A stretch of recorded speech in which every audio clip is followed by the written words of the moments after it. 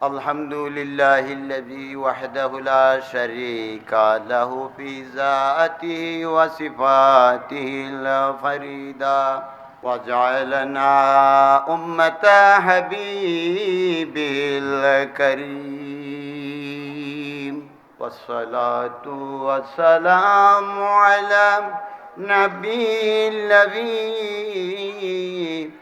خلقه من ذاتي ولا نبي بعده وعلى أهل بيته وإطراته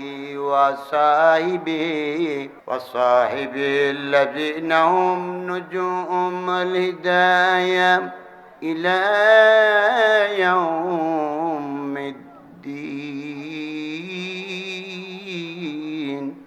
فجعله هاديا وساميا وبصيرا ورؤوفا رحيما اللهم صل على سيدنا مولانا محمد وعلى آل سيدنا مولانا محمد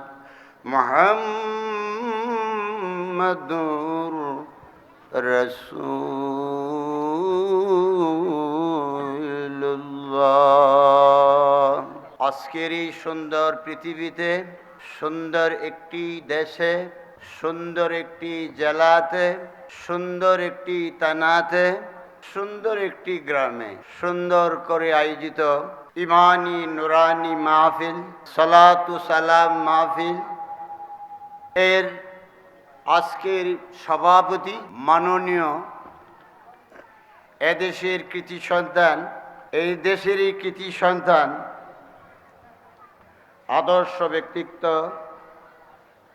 বিশিষ্ট সমাজ সেবক আলহাজ জনাব মোহাম্মদ আজিজুল ইসলাম দুলাল সাহেব মাদ্দাজিল্লুহুল আলিয়া, ওনার আগমনের সাথে সাথে আমাদের এই মাহফিলের সৌন্দর্য কলেবর তাবারুকান বৃদ্ধি পাওয়াতে আমি আল্লাহর কাছে শুকরিয়া জ্ঞাপন করি। আলহামদুলিল্লাহ। ওনার হায়াতে তৈয়বা পরিবার সহ মাদ্রাসা ভার্সিটির কোমল মনের অধিকারী ছাত্র বন্ধুরা,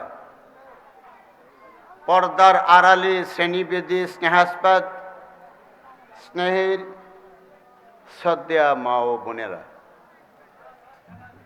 মঞ্চে আমার সামনে উপবিষ্ট আমার সমবয়সী বেরাদরান ইসলাম, আবার তাবারুকান আমার সালাম, আসসালামু আলাইকুম ওয়া রাহমাতুল্লাহি ওয়া বারাকাতুহু। আমি আপনাদের খেদমতে বেশি সময় নিব না, মেহমানদেরকে আলোচনা রাখার আমি সুযোগ করে দিব, বাকি আল্লাহর মর্জি, আপনাদের দোয়া।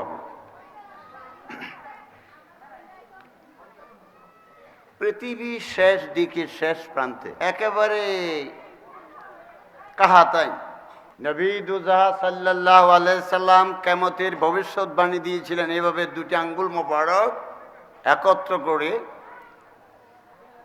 মাঝখানে একটু ছিদ্র দেখা যায়, তারও চেয়ে আরো কাছে কিয়ামত। আমার আপনার জীবনটা 14 সেকেন্ড মাত্র, এর মধ্যেই সর্বোচ্চ 150 বছর, 100 বছর, 30, 40, 50, 60, 70 কেটে গেছে। এইটাও 14 সেকেন্ডের ভিতরই। এর সংজ্ঞা দেওয়া আমার পক্ষে কঠিন। যখন আখিরাতের পর্যায়ে পৌঁছবেন তখন ওটু হয়ে বোঝা যাবে আপনি কতটুকু বয়সের অধিকারী ছিলেন। আমি সেই দিকে যাব না, আমি কিছু কথা বলব। বর্তমান প্রেক্ষাপটে, বর্তমান যুগে আলেমের সংখ্যা কম না বেশি? শিক্ষার হার হাফেজ সাহেব, কারি সাহেব, পীর সাহেব, মাওলানা সাহেব, ইমাম সাহেব, হাজি সাহেব, সব বেশি বেশি, সব বেশি বেশি না। এখন আর সালাম দেয় না, রাস্তা দিয়ে গেলে আলেমদের সালাম খুব কম দেয়, কারণ সে নিজেই আলেম, নিজেরই মনে করতেছে আমি আলেম, আমি হাজি সাহেব, আমি কারি সাহেব, আমি কম টম না। ভাবনাটা এমনই। রাসূল বলেন সরিষা দানা, আর এক জায়গায় বলছেন বালি কণা। একটা বালি কণা পরিমাণ যদি কোনো কিবর থাকে, অহংকার থাকে, সে বেহেশতে যাবে না। কতটুকু? আর এতটুকু পরিমাণ যদি ঈমান থাকে, সে দুজখেও যাবে না। কতটুকু? বালি কণা পরিমাণ, সরিষা দানা পরিমাণ যদি অহংকার থাকে, সে জান্নাতে যাবে না। আর সে যদি এতটুকু পরিমাণ যদি ঈমান থাকে, সে কোথায় যাবে? জান্নাতে যাবে। তাহলে তৈরি হয়েছেন তো ইনশাল্লাহ? কি তৈরি হয়েছেন? মাথা নাড়াচাড়া করেন না হয়েছেন কোনটা? আমাদের পঁচারা বিলে মাছ মারতাম ছোটবেলায়, এটারে বলতো ফেঙ্গা দে, ফেঙ্গা, কাঁঠাল টাডাল দিয়ে। আমি খুব যাইতাম, সবচেয়ে বেশি মাছ আমি আনতাম। আমি এমনিও বিলে নামলে মাছ বেশি পাইতাম। যত শক্তিশালী হোক, আমার সাথে মাছ মারি পারত, এখনো মনে পড়ে। তো দেখতাম বড় বড় ট্যাংরা মাছ, গুল সাদাটাকে বললে, এটি এইভাবে নাড়াচাড়া করে হাতে ধরে ধরিয়ে গুলায় ভরতাম। বাড়ি দূরি খাইয়া সোজা হয়ে গেছে, এখন আর জালি লাগে না, হাতে ধরা যায়, হাতে ধরা যায়। এ কথাটা বলার পিছনে আমার কিছু ব্যাপার আছে। তো সময় হারাইয়া নবীর চিনতে তো লাভ নাই, ও ট্যাংরা মাছের মতো ধরা পড়বে। সময় হারাইয়া তো মা ফাতেমার চিনে লাভ নাই, ওই গুলশা মাছের মতো ধরা পড়বে। তো সময় হারাইয়া মাওলা আলা আলীরে চিনার তো কোনো দরকার নাই, ওই গুলশা মাছের মতোই ধরা খাইবে। সময় হারাইয়া উম্মাহাতুল মুমিনিনদেরকে চিনলে তো আর লাভ নাই। হযরতে আল্লাহ মাওলানা আজরাইল আলাইহিস সালাম সামনে আসার আগেই তৈরি হতে হবে। কথাটা বুঝতে পারছেন? মাওলানা আজরাইল আলাইহিস সালাম সামনে আসার আগেই তৈরি হতে হবে।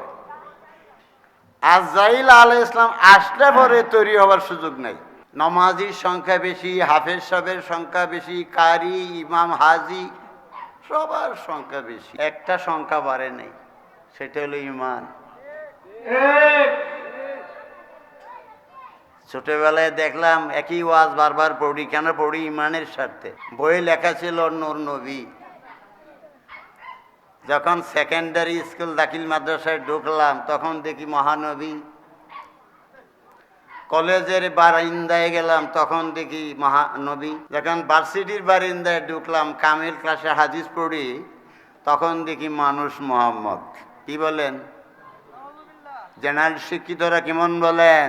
ছেলেরা ইউনিভার্সিটিতে লেখাপড়া করে যখন বলবে মানুষ মোহাম্মদ, সাথে সাথে তার ঈমান শেষ, সাথে সাথে তার কি শেষ? যখন বলে যে মহামানব, তখনও ঈমান শেষ। মহামানব বলে। শেখ মুজিবুর রহমান বঙ্গবন্ধু বলেন, বঙ্গবন্ধু শেখ মুজিবও মহামানব। আব্দুল হামিদ খান মাওলানা, তিনিও মহামানব।